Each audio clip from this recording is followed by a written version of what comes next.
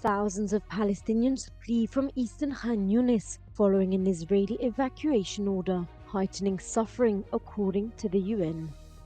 Bulgaria's Orthodox Church is raising eyebrows after electing a pro-Russian clergyman as its new head.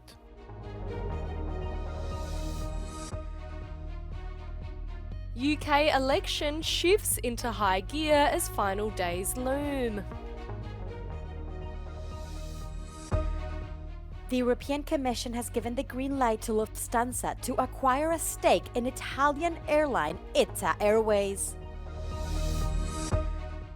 Extreme weather has hit parts of Europe with severe storms in Switzerland and heavy rain in Montenegro.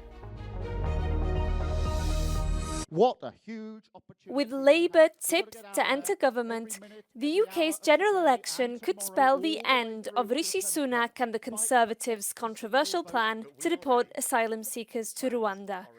Labour wants to scrap the plan, which has been deemed unlawful by the UK's Supreme Court, and use the money earmarked for it to create a border security command to dismantle migrant smuggling networks. But a migrants' rights charity is concerned Labour will explore similar deals with other third countries. We're obviously supportive of the Rwanda plan being scrapped in its totality, but we are concerned that an alternative will be brought into place. So whereas Rwanda is still a concern and has been identified as still an unsafe country for many, many individuals, we are concerned that another country will be considered by Labour, and we know this because bilateral agreements are already taking place. So we have bilateral agreements between Bangladesh and the UK to deport individuals, and India. This Afghan asylum seeker whose family was persecuted by the Taliban says Rishi Sunak's plan would jeopardise his need for protection. Good left this Prime Minister tell every people, new people here coming, no stay. I don't have give the stay in the UK. Send back the Rwanda. This is not good for me. Rwanda, Afghanistan, same for me. Irregular arrivals by small boats across the Channel only make up 8 to 10% of migrant arrivals into the UK. Both Labour and the Conservatives have also vowed to bring net legal migration numbers down. There has been a surge in overall migration numbers since Brexit came into force in 2020, but both parties have different approaches on stemming migration. So the Conservatives would look to restrict the supply of visas, and they would do this by putting an annual cap on work and family visa grants each year. For Labour, it's more about restricting the demand for visas. Opinion polls show that among Conservative voters, immigration is the #1 concern. Among Labour voters, it's not even in the top 5 priorities. But the Labour leader Keir Starmer has understood that this is a hot political issue, and he has vowed to cut migration numbers into the UK. But with the country facing labour shortages in key sectors like healthcare, immigration is also part of the puzzle when it comes to restoring an economy that recently came out of a short-lived recession. Marit Gwynn for Euronews in central London. Bulgaria's Orthodox Church is raising eyebrows after electing a pro-Russian clergyman as its new head. 52-year-old Daniil was elected as patriarch in a vote that reflects divisions within the Bulgarian Orthodox Church since the Russian invasion of Ukraine. Pro- and anti-Russian factions have been butting heads within the senior Bulgarian clergy since 2019, after the Orthodox Church of Ukraine was recognized by the Ecumenical Patriarch in Constantinople.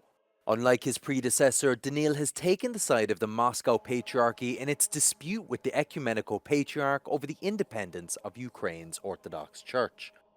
Той ще се опита да възстанови мястото и така достоинството на българската патриаршия, именно като посредник между Вселенския и Руския патриарх. Да работи добре, както до сега църквата била добре, така да продължи да обединява църквата, да обединява хората.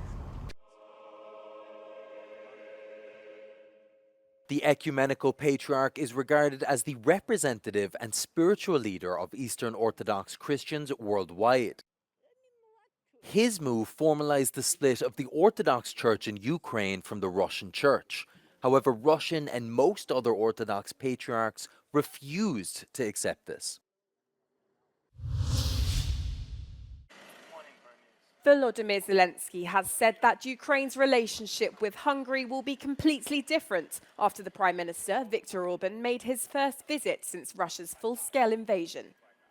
Загалом ми бачимо, що це вже зовсім інші відносини України і Угорщини, конкретні, і ми враховуємо взаємні інтереси. Orbán is widely seen as having the best relations with Russian President Vladimir Putin among European leaders and has routinely blocked EU efforts to extend assistance to Ukraine. On Tuesday, he told Zelensky that the war was Europe's most important issue and recommended an immediate ceasefire. The meeting has been attracting reaction from Europe and beyond, with the US ambassador to Hungary saying it's a positive sign of progress between the two countries. The United States recognizes that Prime Minister Orbán has traveled to Kyiv. We think that is a positive sign of progress, and we look forward to learning more about the discussions as they unfold. Orbán's visit came just one day after Hungary took over the 6-month rotating presidency of the EU, a position that has little real power but can be used to set the tone of the bloc's agenda.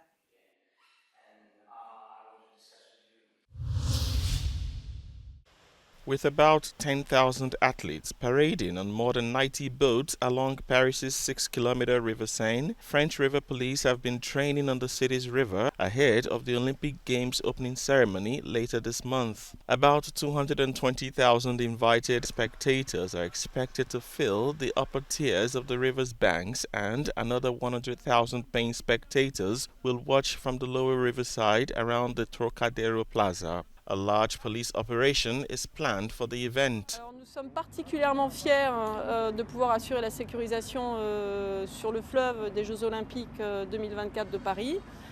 Pour ce faire, nous nous entraînons. Alors l'entraînement n'est pas uniquement lié aux Jeux Olympiques, mais c'est un entraînement de longue haleine, c'est notre quotidien. Toutes les matinées de la brigade fluviale sont dédiées à l'entraînement, aussi bien en pilotage qu'en plongée, qu'en nage.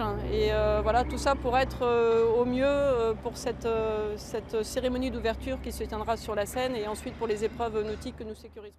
Paris's police chief plans to deploy around 30,000 police officers every day. This will rise to 45,000 for the opening ceremony on the River Seine. The event is expected to transform Paris and its iconic landmarks into a giant stage.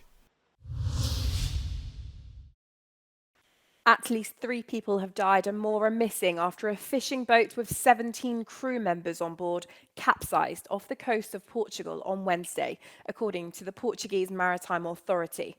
Emergency services are investigating all options.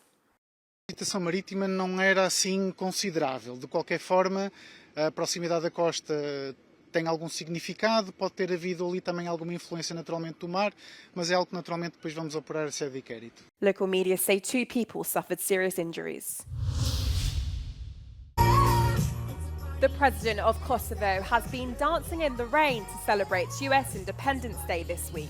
Vjosa Osmani joined the choreographed dance in Pristina on Tuesday evening during a reception at the American Embassy to mark the 248th anniversary of the 4th of July. Kosovo considers the US to be its strongest Western ally after American troops launched an operation in 1999 that triggered the end of Serbian control over the state.